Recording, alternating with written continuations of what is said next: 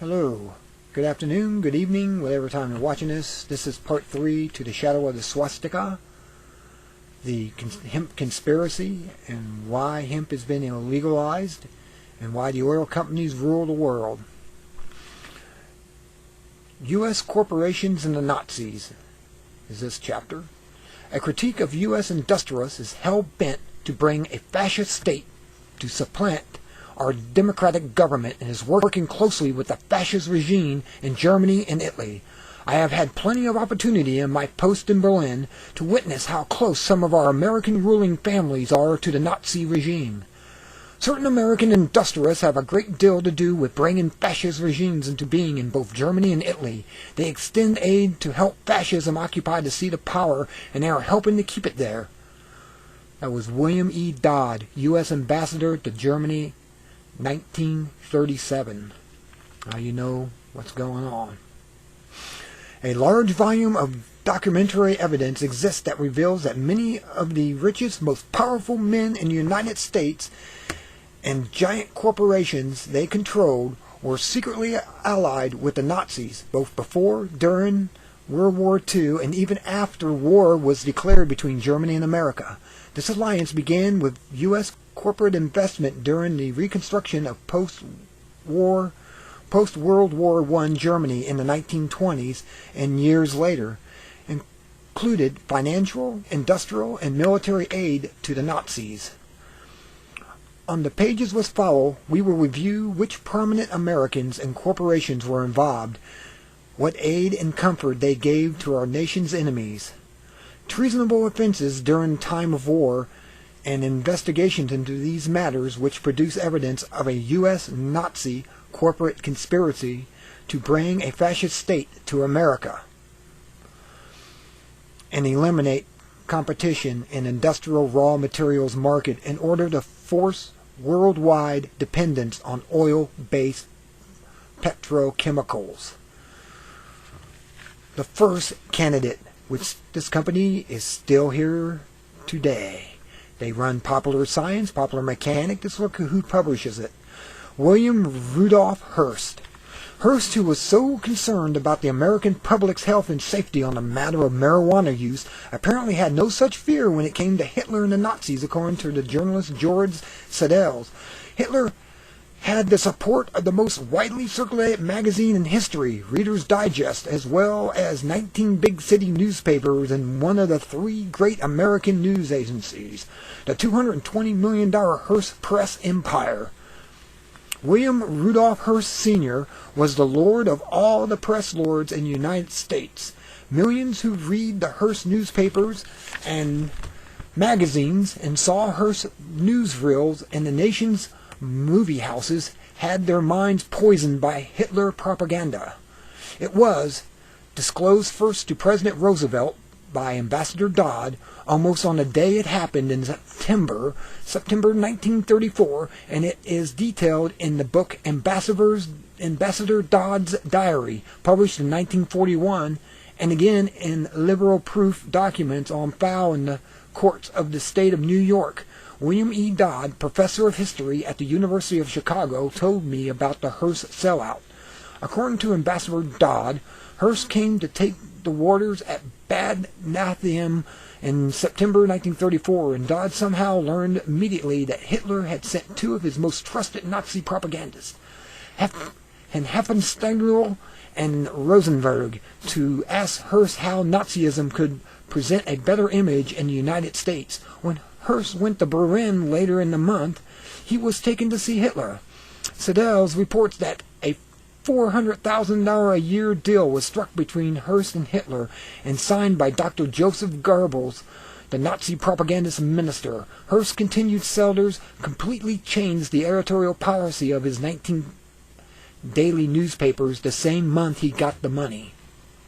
In the court documents filed on behalf of Dan Gilmore, publisher of a magazine named Friday, in response to a lawsuit by Hearst under Item 61, he states, "Prominently after this said visit with Adolf Hitler and the making of said agreements," said plaintiff William Randolph Hearst instructed all Hearst press correspondents in Germany, including those in the INS, Hearst International News Service, to report happenings in Germany only in a friendly manner.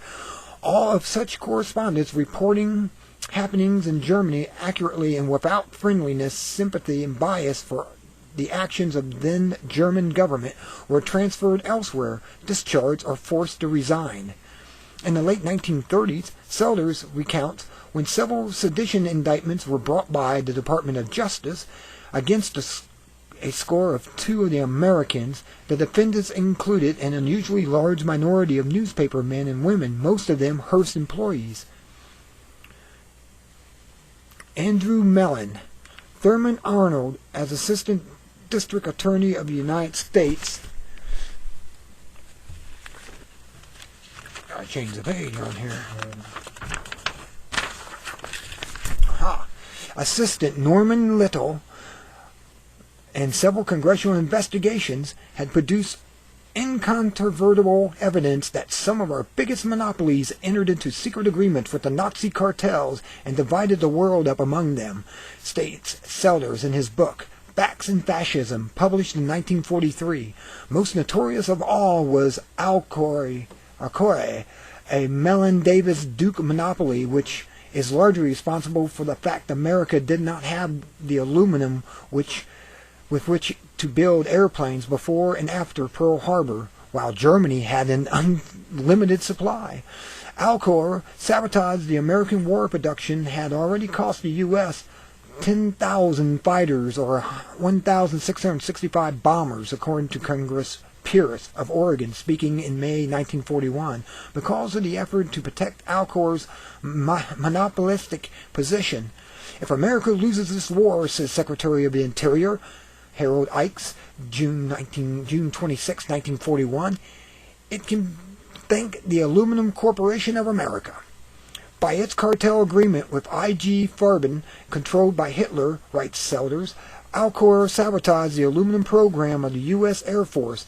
The Truman Committee on National Defense, chaired by then Senator Harry S. Truman in 1942, heard testimony that Alcor's representative, A.H. Bunker, $1 a year head of the aluminum section of OPM, prevented work on our $600 million aluminum expansion program. Now the DuPont and the General Motors. General Motors is included here because by 1929, DuPont Corporation had acquired control interest and had interlocking directorships with General Motors.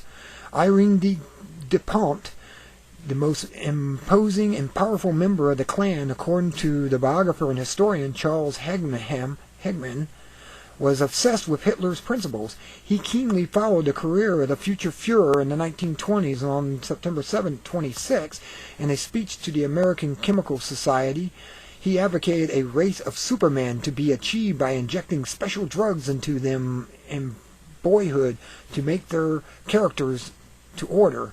Hegman's book on the subject, Trading with the Enemy, an expose of the Nazi-American money plot 1933-49, is highly recommended. DuPont and anti-Semitism matched that of Hitler, and in 1933 the DuPonts began financing native fascist groups in America, one of which Hegman identified as American Liberal League, a Nazi organization whipped up hatred of blacks and Jews and the love of Hitler. Financed and to the tune of $500,000 a year, the Liberty and League had lavished 31-room office in New York branches and 26 colleges and 15 subsidiary organizations nationwide that distributed 50 million copies of its Nazi pamphlets. The DuPont's fascistic behavior was seen in 1936 when Irene DuPont used General Motors money to finance the notorious Black Legion. This terrorist organization had its purpose in prevention of automobile workers from unionizing. The members wore hoods and black robes with skulls and crossbones. Skull and bones. They firebombed union meetings, murdered union organizers, often by beating them to death, and dedicated their lives to destroying Jews and communists. They linked to the KKK. It was brought out that at least 50 people, many of them blacks, had been butchered by the legion. DuPont, supported of Hitler, extended into the very heart of Nazi war machine, as well as, according to Hagman and several other researchers, General Motors, under control of DuPont family of Delaware, played a part in the corroboration with the Nazis. And that I'll have to leave it off and pick up on the next part. Be good or be good at it.